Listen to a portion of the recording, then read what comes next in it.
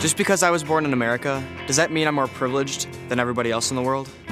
Is it wrong to be rich and have nice things? Just because someone's poor doesn't mean I have to be. I was blessed to do 4 years of mission work in the Dominican Republic, working with people that materially were very poor but spiritually very rich. One family stands forever in my mind and heart. They were poorer than even the rest of the people that I knew.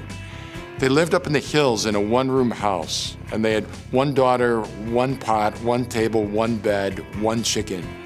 And one day the father asked me a compelling question. He said, "God must love Americans more than he loves us, doesn't he?" And I said, "Why?"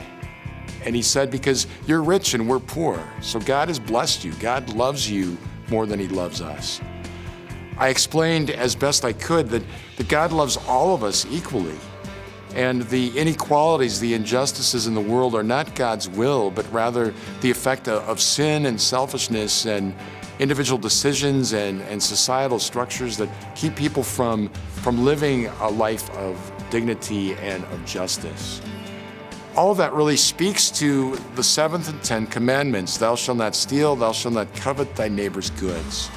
The church has always upheld our right to personal property, but the saints remind us that there's a social mortgage on our property, that we can't simply do with our money and our possessions as we wish, just carving out this little place of pleasure and comfort for ourselves, but that God has given the world's goods to us to be distributed and enjoyed by all. So there's something profoundly unjust that a tiny segment of the world's population has more than they need, and a large segment of the world's population wonder where their next meal is coming from. That there's people dying of malnutrition, there's people that don't have jobs, do not have homes, do not have adequate medical care.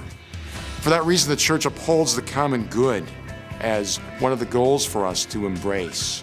And so as followers of Jesus, we are called to live out the political implications of the gospel.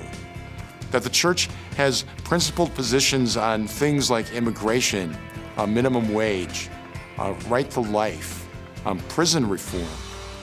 And we advocate for actions both on a governmental and private level that help us to seek that greater common good, to seek that equality and justice and flourishing of human rights that people around the globe aspire to. The church can lead the way because of the power, truth, and beauty of her social teaching.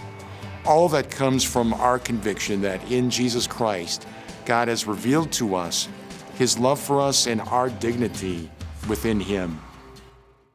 It's the year of faith, and we're connecting Christ and the Catechism of the Catholic Church. Ignite your faith. Share this video with a friend and spark up a spirited conversation today. So what's the next C4 all about? We invite you to come back and see for yourself.